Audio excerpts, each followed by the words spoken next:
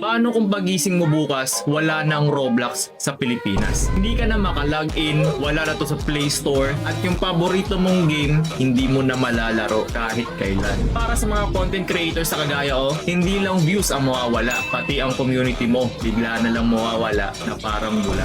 Yung channel na pinaghirapan mo, pwedeng ma-reset back to zero. Wala nang live stream, wala nang collabs, parang bigla na lang naputol ang karir mo. Pero sa iba, laro lang yan. Pero para sa mga bata, doon sila natuto kung paano maging masaya. Wala na yung mga game tulad ng Brain Rats, Grow a Garden, Blocks Fruit at iba pa. At yung mga trip mong laro gabi-gabi, biglang hindi mo na malalaro. Pero ang tanong, dapat nga ba talagang iban ang Roblox sa Pilipinas? Kung ayaw mo mangyari to sa Roblox, like and share the video at i-comment mo kung bakit ayaw mong mawala ang Roblox.